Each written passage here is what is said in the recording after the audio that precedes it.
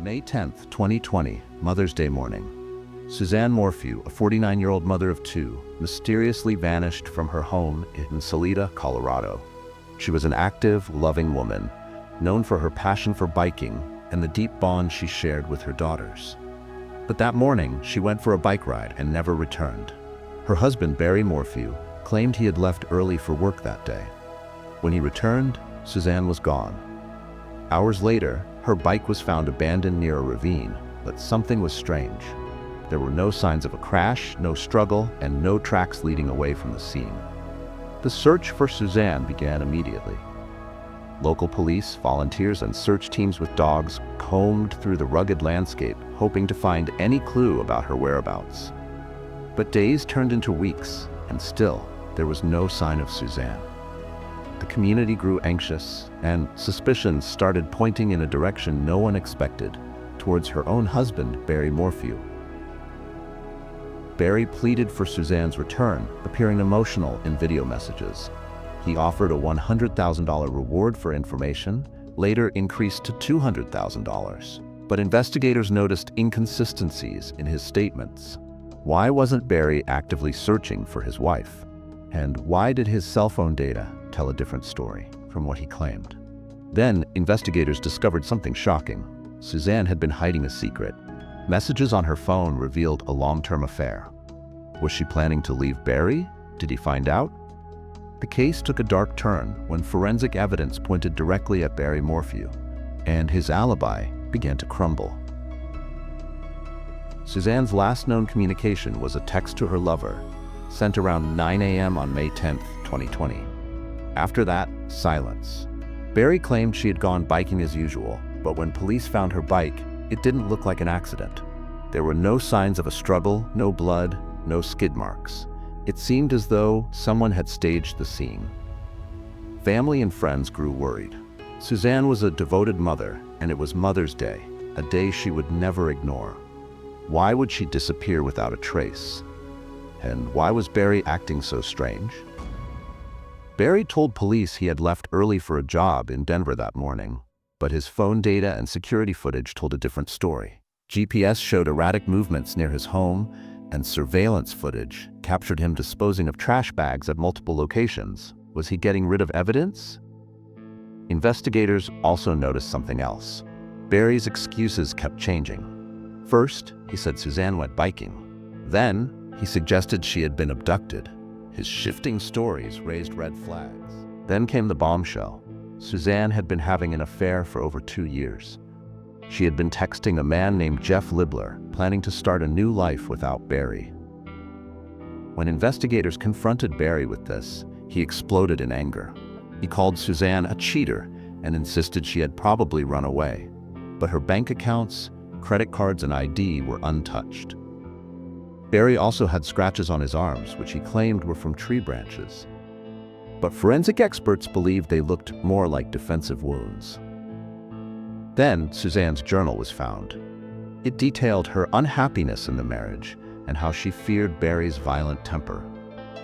Just days after Suzanne disappeared, Barry filed for control of her assets, including her inheritance.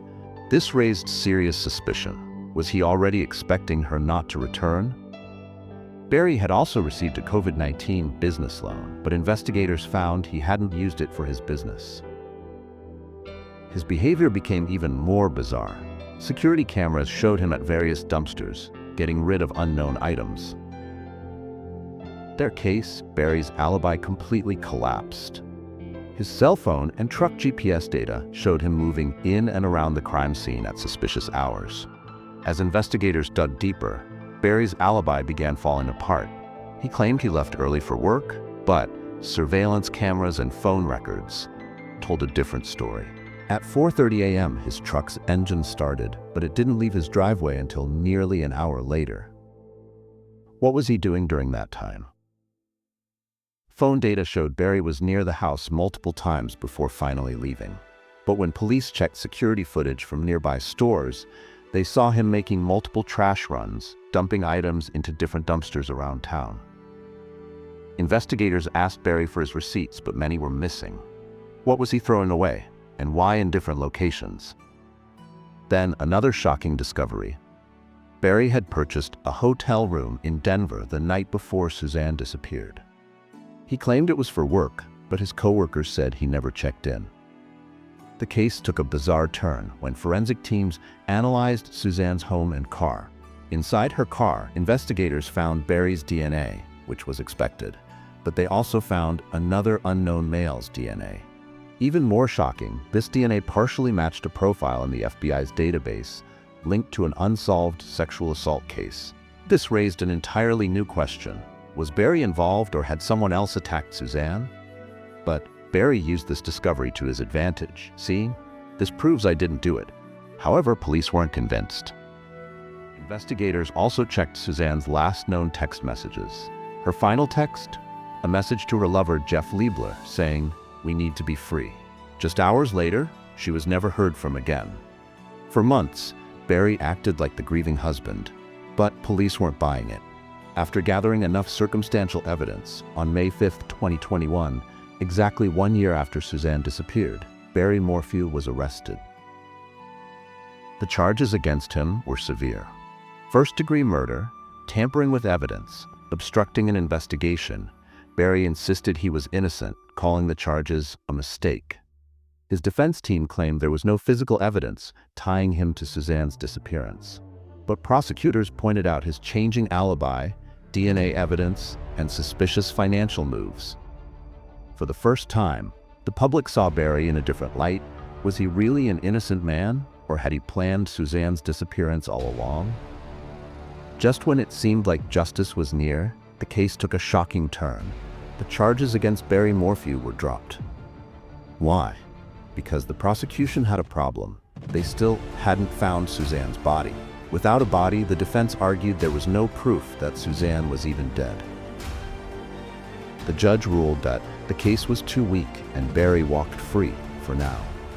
Despite his release, many still believed Barry was guilty.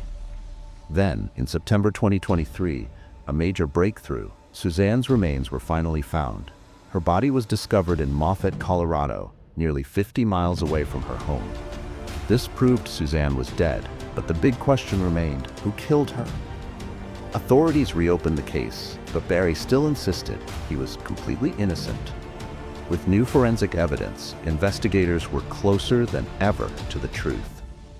With the discovery of Suzanne's remains, two major theories emerged. Barry Morphew killed her to stop her from leaving him. Someone else was involved, possibly linked to the DNA found at the scene. Some believe Barry had help, while others think Suzanne's killer is still out there. The case of Suzanne Morphew remains one of the most chilling mysteries in recent history. With her body now found, will justice finally be served? Or will her killer walk free forever? What do you think happened? Let us know in the comments below.